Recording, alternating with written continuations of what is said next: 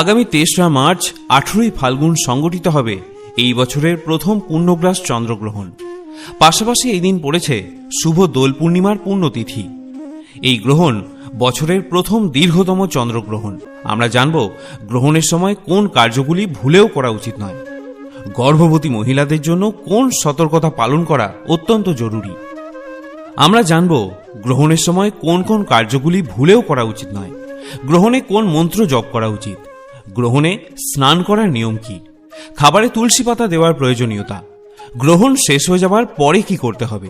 আজকের পর্বের ভিডিওতে আপনাদের আরও একবার স্বাগত জানাই। বন্ধুরা, পূর্ণগ্রাস চন্দ্রগ্রহণ তখনই হয় যখন সূর্য, পৃথিবী এবং চাঁদ একই সরলরেখায় আসে এবং পৃথিবীর ছায়া চাঁদকে পুরোপুরি ঢেকে দেয়। এবারে আসুন এক এক করে আমরা চন্দ্রগ্রহণের করণীয় এবং নিষিদ্ধ কার্যগুলি জেনে নিই।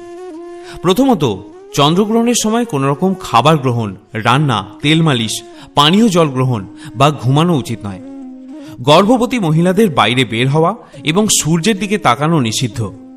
তাদের এই সময় কাপড় কাটা, সেলাই করা, গাছের পাতা ছেঁড়া এবং খারাপ কোনো বিষয় চিন্তা করা থেকে নিবৃত্ত থাকতে হবে। গর্ভবতী মায়েরাও এই সময় কোনো স্থানে বসে থাকবেন না বা ঘুমাবেন না। দাঁড়িয়ে বা হেঁটে ভগবানের নাম কীর্তন, জপ বা লীলা শ্রবণ করতে পারেন।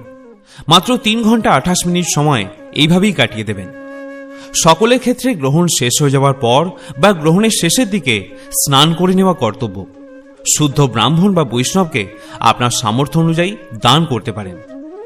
গ্রহণের পূর্বে রান্নাকৃত খাবার ফেলে দিয়ে চুলা ধুয়ে মুছে পুনরায় রান্না করবেন।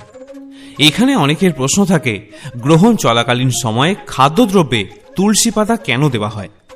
প্রচলিত জ্যোতিষশাস্ত্র অনুসারে গ্রহণের মহাজাগতিক সময়ে পরিবেশে অশুভ শক্তি আকাশে বাতাসে ছড়িয়ে পড়ে। এই অশুভ শক্তি আমাদের বাড়ি, পুজোর স্থান এবং মনের ওপর ক্ষতিকর প্রভাব ফেলে। এই নেগেটিভ এনার্জিকে আটকানোর জন্য কিছু কাজের কথা শাস্ত্রে বলা হয়। তার মধ্যে একটি হল খাবারে তুলসী পাতার ব্যবহার। বলা হয় যে গ্রহণের সময় নির্গত নেগেটিভ এনার্জির প্রথম প্রভাব পড়ে খাবারে এবং জলে। তাই এই প্রভাব কাটাতে তুলসী পাতা খাবারে বা জলের ওপর দিতে হয়। শুধু এটাই নয়, গ্রহণ ছাড়ার পর তুলসী পাতা মেশানো জলে স্নান করুন। এছাড়া নেগেটিভ এনার্জি দ্রুত কমাতে গঙ্গা জলে কর্পূর মিশিয়ে সেই জল সারা বাড়িতে ছিটিয়ে দিন। কিন্তু এখানে মনে প্রশ্ন আসে, এই তুলসী পাতা দেওয়ার পিছনে কি শুধুই সংস্কার নাকি অন্য কোনো কারণও রয়েছে? হ্যাঁ বন্ধুরা, আছে। গ্রহণের সময় পরিবেশের বিভিন্ন জীবাণু বা ব্যাকটেরিয়াগুলি মাথা চাড়া দিয়ে ওঠে। তাদের খালি চোখে দেখা না গেলেও শরীরের ক্ষতি সাধন করতে পারে। বায়ুমণ্ডলে মিশে থাকা এমন কীটগুলি থেকে রক্ষা পেতে তুলসীর ভেষজ গুণ আমাদের সাহায্য করে। আয়ুর্বেদে তুলসীকে তাই মহৌষধ বলা হয়েছে।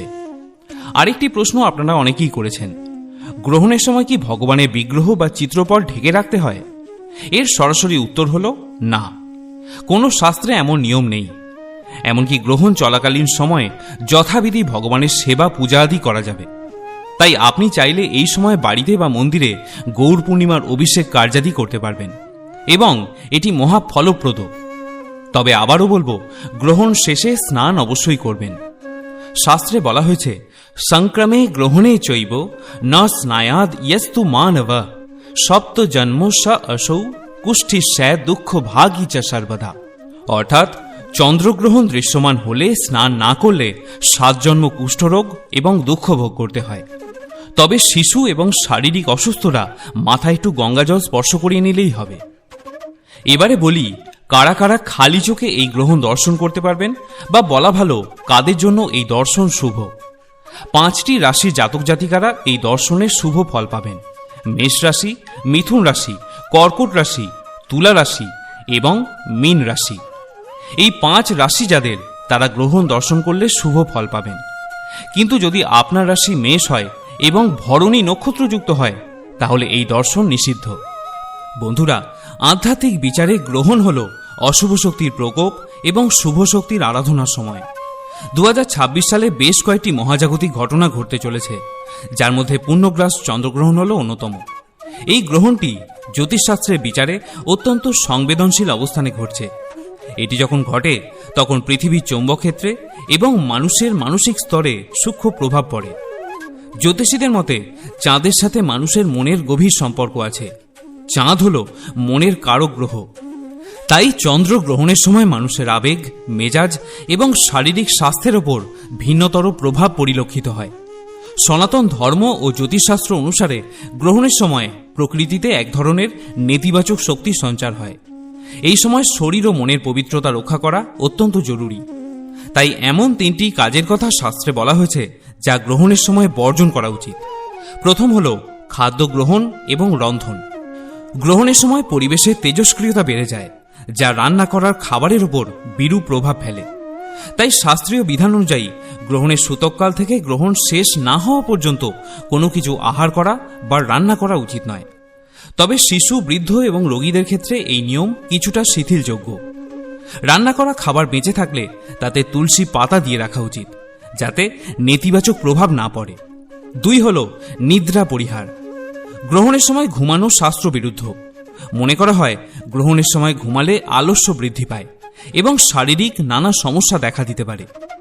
এই সময়টি ঘুমের বদলে জপ, ধ্যান বা ইষ্ট দেবতার নাম স্মরণে কাটানো উচিত।